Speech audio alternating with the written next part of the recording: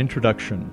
Scoliosis is a condition characterized by an abnormal curvature of the spine, causing it to deviate to one side, often assuming a C or S shape.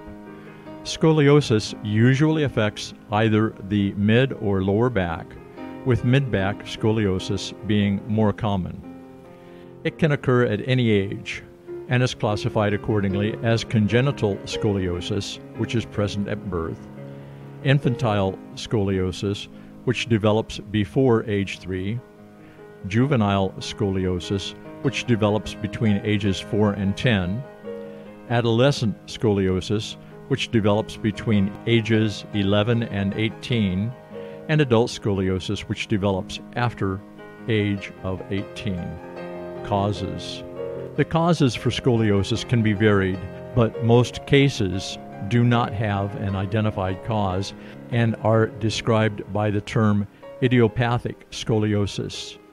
Identified causes include degenerative changes associated with aging, neuromuscular disorders such as cerebral palsy, underlying inflammatory conditions, genetic predisposition, differences in leg length or Marfan's syndrome, an inherited connective tissue disorder, which also affects the spinal ligaments.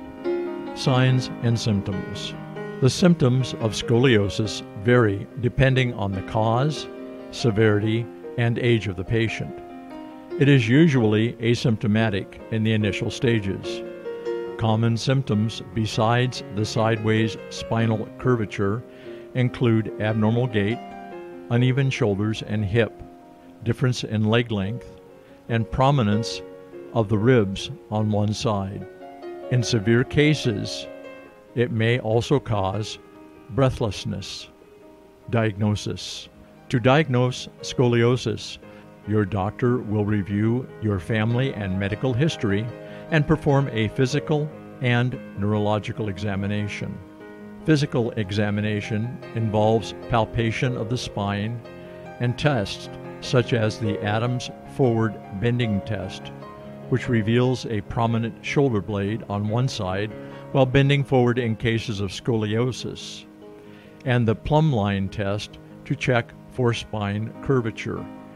During the neurological examination, your doctor will look for signs of nerve injury such as numbness, muscle weakness, or abnormal reflexes. X-rays of the spine may be obtained in different positions, such as standing and bending forward. Specific tests for diagnosing scoliosis include measuring the degree of spinal curvature, vertebral rotation, and skeletal maturity. Additional tests may be conducted to identify an underlying cause of scoliosis. Treatment. The treatment plan is based on the cause of scoliosis, the degree and position of the spinal curve, and the age of the patient. No treatment may be necessary for a spinal curve below 20 degrees. However, patients are advised regular follow-up visits to carefully monitor the progression of the curve. A back brace may be recommended in children with a curve between 20 and 40 degrees to stop the progression of scoliosis and prevent surgery. Bracing is not effective in individuals with congenital or neuromuscular scoliosis. Your doctor may also recommend physical therapy, where you will receive advice on posture and learn various exercises to encourage proper spine alignment and keep the back strong and flexible. Surgery is recommended for individuals with severe curvature, which can affect vital functions, and those with high progression rate who cannot wait until skeletal maturity is reached. Surgery for scoliosis aims at rectifying the curve with metal rods, screws, and hooks to stabilize the spine. An open or minimally invasive approach can be used for surgery. Summary.